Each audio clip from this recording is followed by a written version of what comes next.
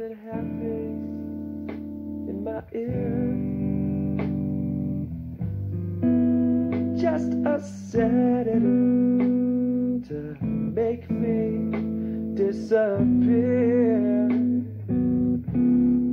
I am so tired of seeing love go back to. Chers amis, bonjour.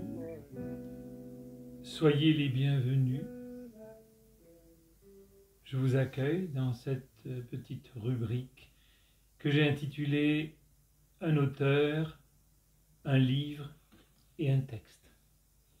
Aujourd'hui, j'aurai le plaisir de vous dire David André Azoulay pour son livre « Ma mère, ce père inconnu » aux éditions Je publie.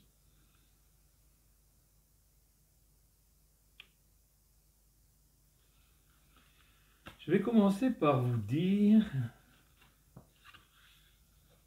un hommage à la langue française qui introduit cet ouvrage, ce petit roman.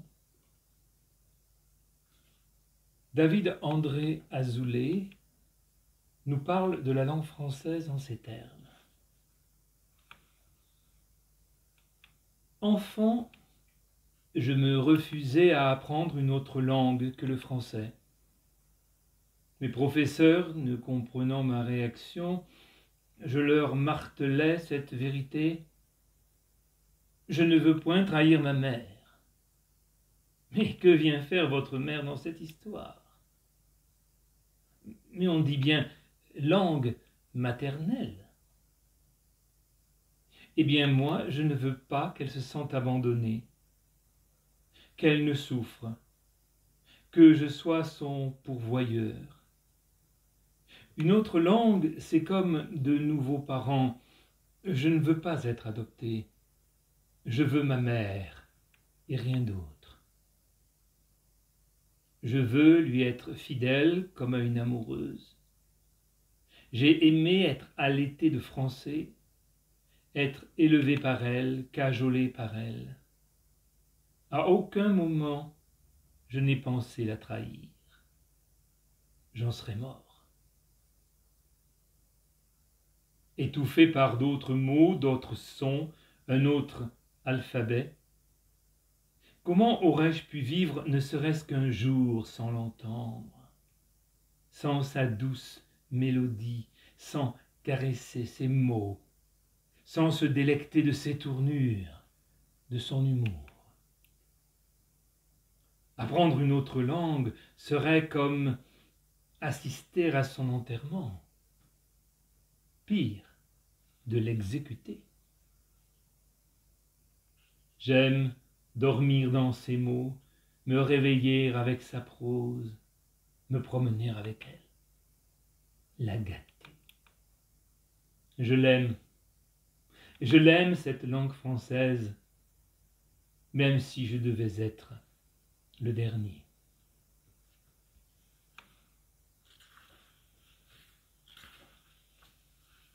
Chapitre 1 du roman « Ma mère, ce père inconnu ».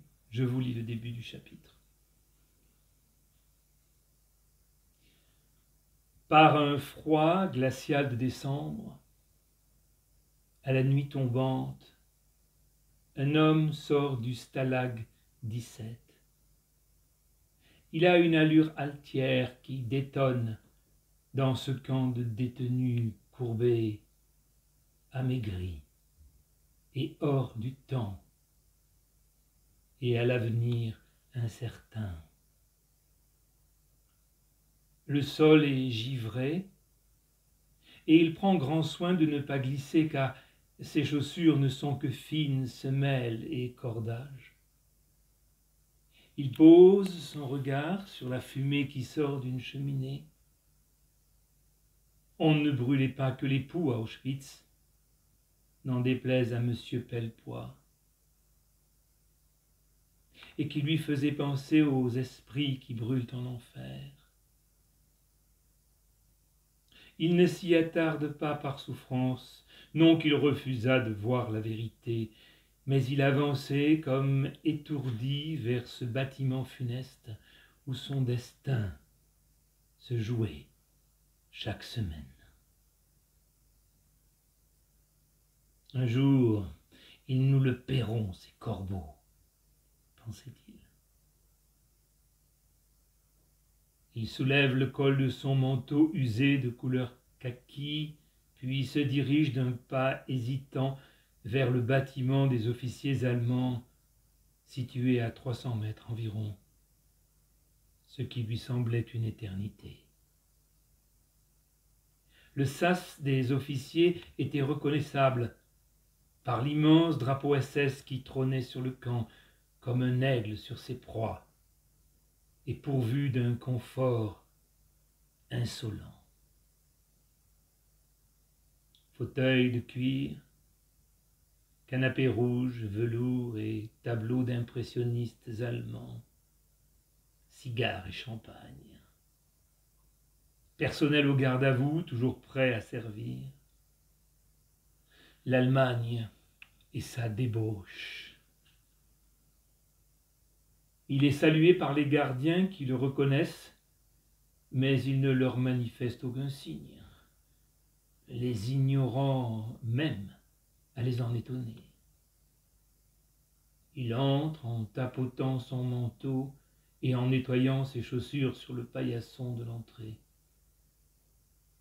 La différence de température se ressent tout de suite, et une bonne chaleur est la bienvenue par ces temps de confinement comparés aux baraques insalubres et sous-chauffées des autres co-détenus.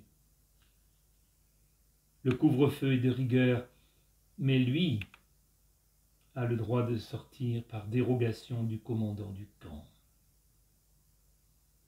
Autorisation dont il se serait bien passé. Il jette son manteau négligemment sur une banquette rouge vif qui lui rappelle tristement sa loge d'artiste, alors qu'acteur transformiste à Paris, il se donnait en spectacle. Le transformisme est un art, c'est la théâtralisation du travestisme.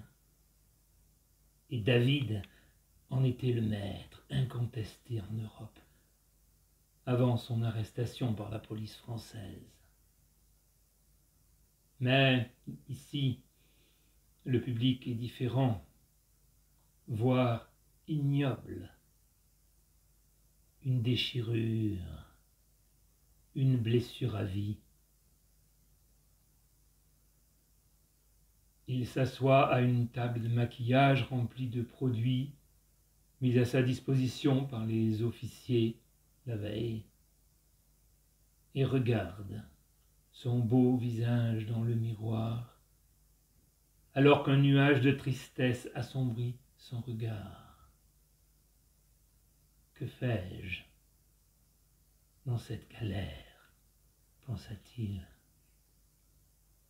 C'est vrai qu'il était bel homme, avec des traits fins qui lui donnaient une féminité que les hommes appréciaient, et une mélancolie verlénienne que les femmes adoraient. Je vous remercie et je vous dis à bientôt. Je vous attends.